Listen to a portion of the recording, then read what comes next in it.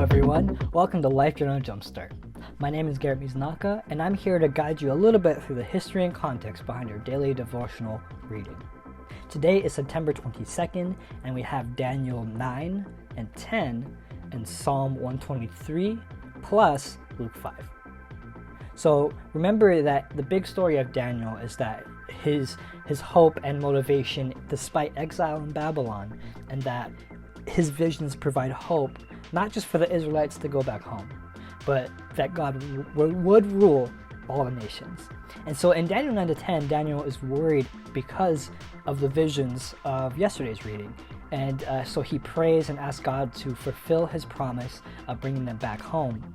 And he's worried because he's realizing, and the Lord has said, that Israel has continued to sin despite everything that's happened, and that their exile is going to last 7 times longer than God had originally said.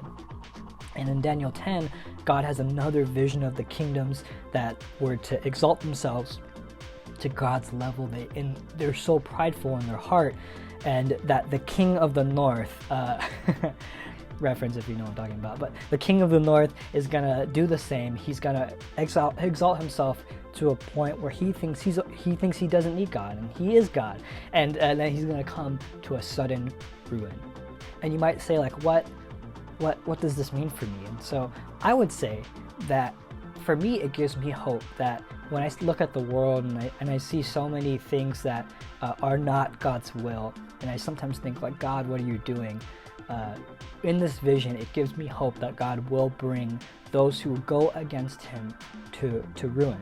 Those who say, I don't need God, those who say, I am God, those who have pride in their hearts, they will come to ruin. But it's also, and mainly, a big warning to me to never get that prideful, to always submit myself and surrender before God.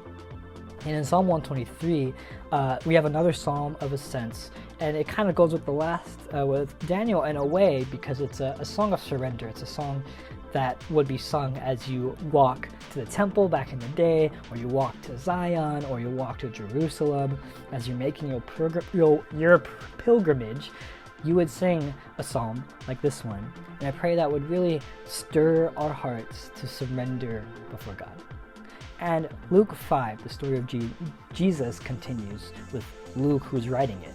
And Jesus calls Peter to ministry. He heals a paralyzed man and confronts priests. He also calls a tax collector to be his disciple and explains his disciples to pray and not make a big deal of it. And so Jesus is getting work done in one chapter. It's getting crazy. But I pray that you and me would ask these questions of ourselves as we are confronted with the Holy Spirit. How will I be different because of what I have read today?